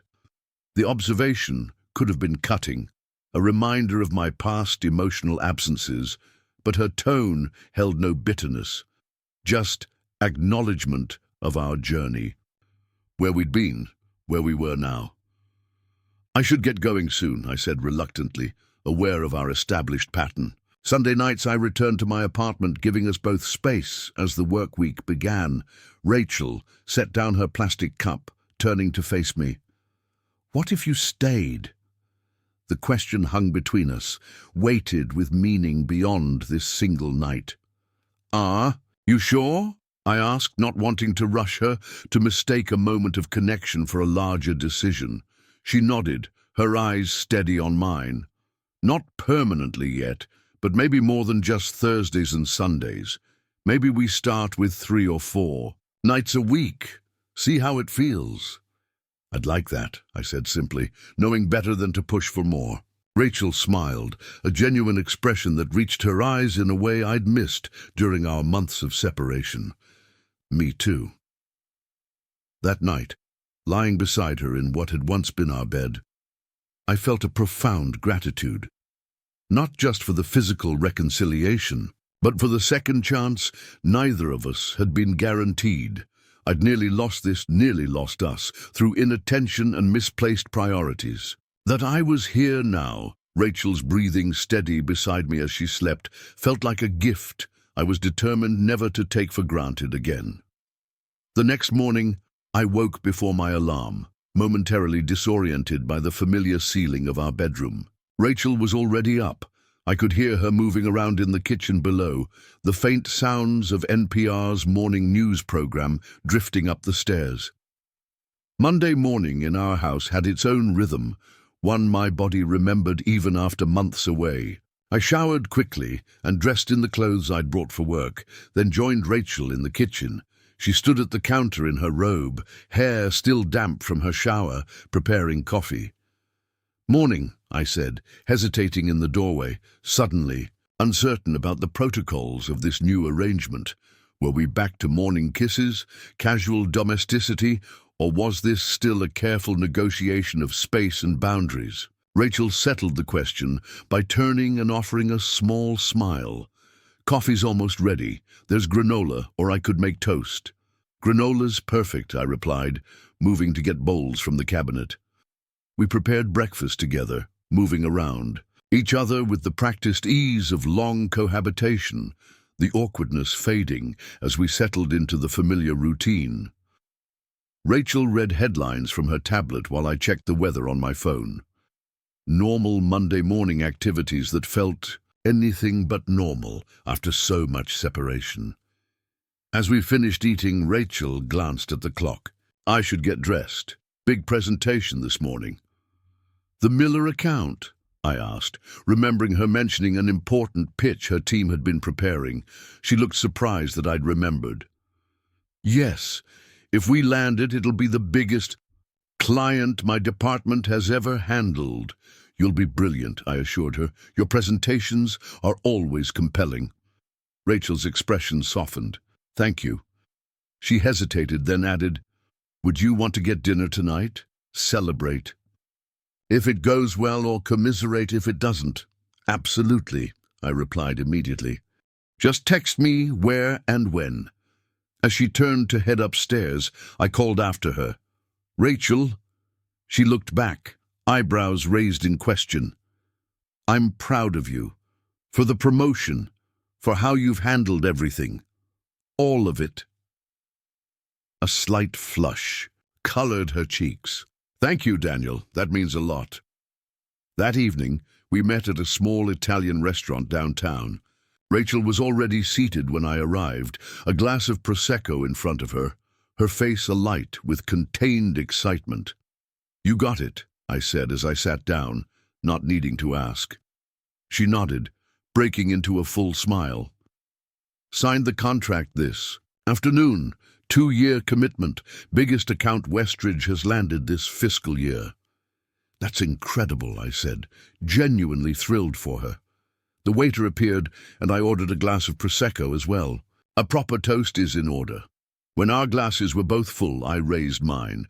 "To brilliant marketing directors who know how to close deals. Congratulations, Rachel." She touched her glass to mine. "Thank you for coming to celebrate with me." "There's nowhere else I'd rather be," I replied honestly. We ordered dinner and spent the evening talking about her presentation, the client's reaction, the strategy she'd developed that had won them over. I listened fully, asking questions that showed I was engaged, resisting the old urge to check my phone or let my mind wander to my own work concerns. This was her moment, and I was determined to be present for it. As we shared dessert, Rachel's expression grew more thoughtful. "You know what struck me today, after we landed the client?" "What's that?" "My first instinct was to call you. Not my team, not Melissa, not my parents, you." She traced a pattern on the tablecloth with her finger. "Even after everything, you're still the person I want to share good news with first." The admission touched something deep in me. "I feel the same way," I said quietly. "When something happens, good or bad, you're the first person I think of telling." "That means something, doesn't it?" Rachel asked, looking up to meet my eyes. "That core connection is still there despite everything." I nodded. "It does. It's the foundation we're rebuilding on." As we drove home, together to the same house, a small but significant change in our new routine, I thought about what she'd said. The instinct to share our lives with each other had survived the fractures in our marriage. That felt important, a sign that what we were reconstructing had a solid core. Over the next few weeks, our tentative reconciliation gained momentum. I gradually moved more clothes back into our closet, reclaimed a drawer in the bathroom, resumed my side of the bed as my regular place rather than a visitor's temporary spot. We didn't directly address this shift, both perhaps superstitious about naming it, but the evidence accumulated in small domestic details. My toothbrush returned to the master bathroom. My running shoes found their place by the back door. My favorite coffee mug reappeared in the kitchen cabinet. Piece by piece, I was coming home, and Rachel was creating space for my return. 1. Saturday morning, about 3 months after that first dinner at the house, we were working in the garden together. The early spring air was cool but pleasant, the soil just warm enough for planting. Rachel knelt by a flower bed, carefully setting out young herb plants she'd started from seed indoors weeks earlier. "Can you hand me the trowel?"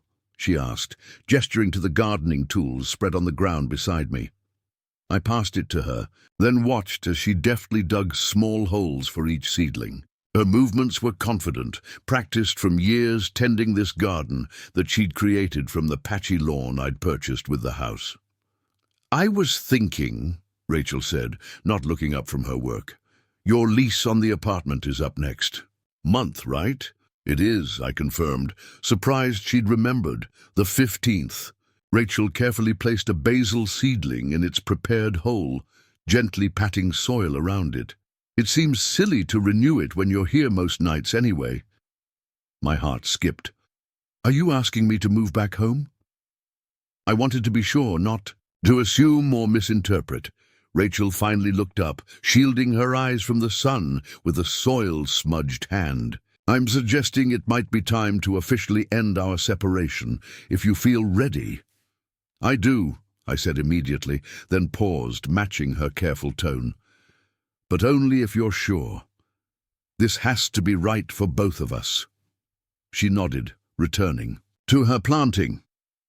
"It feels right. We've done the work. We're still doing it, but I think we're ready to fully share a home again." That evening, after showering off the garden dirt and ordering takeout that we ate on the back patio, we opened a bottle of wine and sat together on the porch swing my grandfather had helped me hang the summer after I bought the house. The garden sprawled before us, Rachel's careful cultivation evident in the organized beds and emerging spring growth. "Do you remember the first time you saw this yard?" I asked, my arm resting comfortably around her shoulders. Rachel nodded. "It was a mess. Weeds everywhere. That rusted swing set in the corner, the bird bath cracked down the middle. You saw potential in it," I recalled, "just like you saw potential in me." She leaned into me slightly. "I did, and look what we've created." The garden had become a metaphor for our relationship, something that required consistent attention, that changed with the seasons, that occasionally needed to be pruned back to grow stronger. Something alive and evolving, not static or guaranteed. "When I was locked out," I said carefully, "I thought what I wanted most was to get back into the house, back to what was mine." I looked down at Rachel, met her eyes, but what I really needed was to understand that none of it mattered without you. The house, the career success, the financial security, it was all hollow without true partnership.